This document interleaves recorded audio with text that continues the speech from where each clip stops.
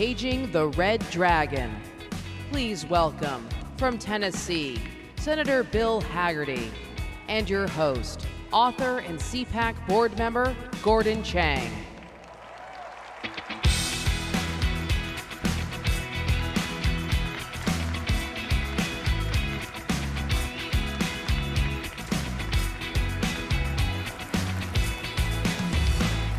Hello, Americans! Senator? Thanks, Gordon. China's regime is attacking America. Joe Biden's not defending us. American elites are not defending us. But we have some great defenders, like Bill Hagerty. Senator, thank you for defending our country. Thank you so much. I want to start with the most consequential issue of our time, and that is Chinese ruler Xi Jinping is preparing for war. He's sponsored the biggest military buildup since the Second World War. He's declared his war cabinet, and he is preparing China's civilians for war. But we need someone to help us and protect us. Why isn't the White House doing that? It's amazing to me that the Biden administration hasn't learned the most fundamental lesson from the Trump administration. And President Trump understood this clearly, that to deal with China, to deal with communist China, you must deal from a position of absolute strength. And what the Biden administration has done is try to negotiate from a position of weakness.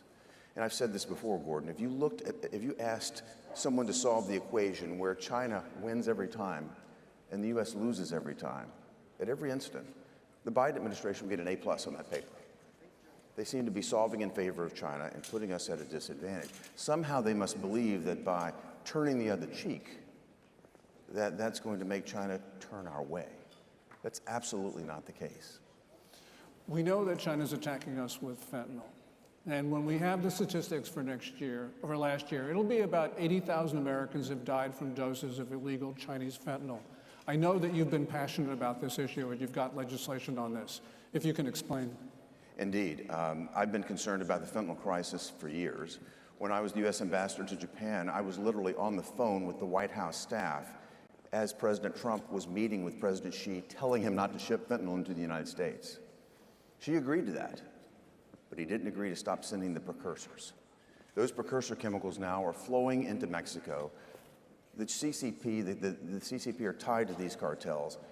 They are working together to create this poison that they're shoving across our borders, using these billion-dollar illegal drug cartels, their partners in Mexico, to do it. They are killing American kids. You think about the violation of our sovereignty that everyone was upset about when the CCP balloon floated over America. Well, the CCP is violating our sovereignty every single day when they kill our youth here in America.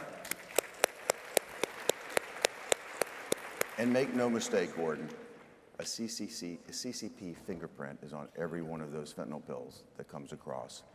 Their fingerprint is on every death certificate that has to be signed for our youth. The Chinese regime maintains a total surveillance state, so they know what these fentanyl gangs are doing. And these fentanyl gangs actually launder their proceeds through the Chinese state banking system. I imagine this must affect people in Tennessee. Oh, the fentanyl crisis is affecting Tennessee in a severe manner. Every day I talk to sheriffs across the state. They tell me that this month is worse than the month before it. And the hardest call that any of them have to make is to a mother or a grandmother saying that your son or daughter or your grandson or daughter is not coming home because somehow they accidentally connected with this vicious drug. Something has to be done about it, and I've tried to do something about it, Gordon. Last year, 3 times I went to the floor of the Senate with my legislation that would modify Title 42. Title 42 gives our Customs and Border Patrol the ability, the last tool, frankly, that they have left, based on health concerns, to turn away people at the border, illegal immigrants that otherwise would enter. Biden has already said he wants to do away with the pandemic as the excuse, but the biggest health crisis we face, again, to put it into perspective, the biggest killer of young people in America between the ages of 18 and 45 right now is drug overdose. And again, the majority of it, fentanyl coming across our southern border. So I modified Title 42 to add concern about drug trafficking, fentanyl trafficking coming across the border. It's the Stop Fentanyl Border Crossings Act. Can you believe this? The Democrats 3 times have come to the floor to block my legislation. I'm going to keep taking it to them, and we've got to stop this. Because every state is a border state. Every state is a border state now, Gordon. You're exactly right. Indeed. Apart from fentanyl, how do you see China affecting Tennessee? It's extensive, and China affects my state like it does so many. Fentanyl, as we mentioned, is terrible. But if you think about the industry that exists in Tennessee, we're a big manufacturing state. We're a big hospital state. 65% of the hospital beds in America that are in for-profit hospitals are managed out of Tennessee. When China threatens to block the flow of PPE and block the flow of vital antibiotics, that's a concern to everyone in America, but it will flow through Tennessee. If you think about the automotive industry, huge industry in Tennessee. I went to the launch of the new Cadillac Lyriq, which is made in Spring Hill, Tennessee, and I looked out in a field. Their cars just lined up in the field, waiting for a chip or waiting for a piece that unfortunately had to pipe its way through China and the supply chain. American companies are waking up right now, and I applaud that. We've got to bring our supply chains home. We've got to be able to make in America what's now being made in China. We need to accelerate that process. Absolutely. Well, Senator, I asked Twitter what they would like to hear from you. And since my wife takes away my phone, she doesn't trust me with it, I'm going to have to read some of this. Okay. I'm old school.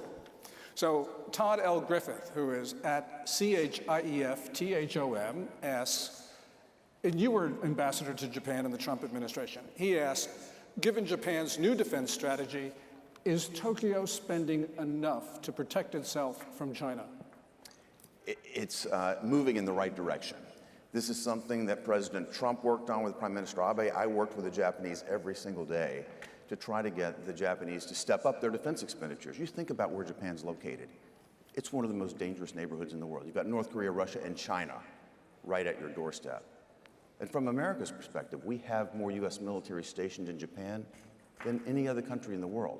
It is an extremely strategic location. They need to be able to work with us, and they need to step up. Prime Minister Abe wanted to do this. I had many conversations with him about it. The problem then, though, was that Prime Minister Abe's political coalition, the LDP, works in partnership with a smaller group called Komieto for Control. Komieto is a Buddhist-affiliated political organization. They were pacifists. They did not want to move toward a more aggressive posture. Well, something changed. Joe Biden became president. He embarrassed us as a nation in Afghanistan, and he sent a message to our allies that we're not reliable. Suddenly, sentiment began to change in Japan. And after Russia invaded Ukraine, the political landscape completely changed in Japan. Now the Japanese public are demanding that more be done. And Prime Minister Kishida has stepped up. But that's what we have to do, folks. We have to step up because we don't have a president who is willing to defend us. Okay, John, who is at John343-48022, I didn't know that there were that many Johns, says, and this is a great question, how did your time as ambassador prepare you to meet the challenges proposed by China as a senator?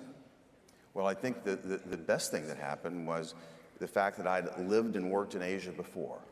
My first move to Japan back in 1988. I worked for a firm called the Boston Consulting Group. They sent me there for 3 years. I've seen the movement in China in a way that initially seemed promising, but has turned very, very bad under President Xi's leadership. China has turned out to be a predator at every single level. They're a predator economically. They steal our intellectual property. They subsidize their industries. They've had an enormous trade advantage because they don't play by the same set of rules. In fact, that trade deficit over the years has actually funded their military buildup. And talk about military predatory behavior. Think about these islands that they built in the South China Sea. They've literally gone in and crushed coral reefs, dumped millions of tons of concrete into the ocean. I don't know where the environmentalists are on this one, but they've built military assets across the South China Sea. Katie McFarland is right there. She knows exactly what this means when she was our Deputy National Security Advisor dealing with this. This is a seriously aggressive Xi administration. They now have more naval ships than we do. And they're all about projecting their power, projecting their authority, and trying to project their dominion, not only in their region, but I think around the world. What can these folks do about China? What would be the one or two things that you think that they might do first? I think the first thing, and I think America has woken up to this is a bipartisan understanding, but we need to broaden it. China does not have our best interest at heart. Tell your elected representatives that you're concerned about China. It is our #1 national security threat. We've got to deal with it that way in a very clear-eyed fashion. President Trump understood this clearly. You ask about what was the benefit of serving as ambassador. The benefit was serving in his administration with people like K.T. McFarland, who got it, who understood the threat, and wanted to make us strong.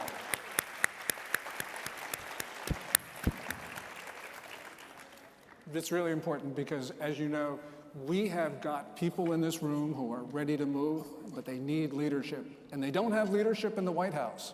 And they need leadership from, for instance, the Select Committee in the House, Yes. and from, of course, the senators. Yeah, well, I appreciate that. And as I meet with foreign leaders, I remind them of something very basic. And that is that I'm going to be a United States Senator a hell of a lot longer than Joe Biden will be President of the United States.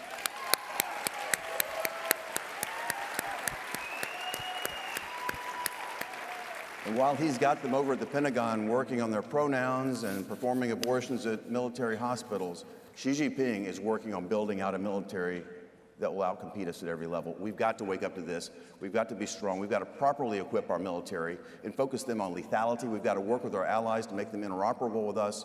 And we've got to bring our economy back to the strongest in the world. That means don't wage war on the oil and gas industry. That's a critical competitive advantage for us. That means don't overregulate industry here in America so that we're crippled when we try to compete.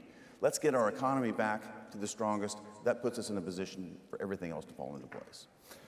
I'd like to speak to the Tennesseans in the room. You guys have elected 2 great senators, Marsha Blackburn and Bill Hagerty. Thank you, Senator. Thank you so much, Gordon. Because this is our Lexington and Concord moment. The theme right now is protecting America now. Bill Hagerty and others are doing that because we're not going to get a second chance on this. And remember, guys, we're Americans. We do not yield. We stand our ground. We are the last line of defense. Thank you, Senator. Well done, Gordon. Thank you. Great to be with you. Great to be with all of you.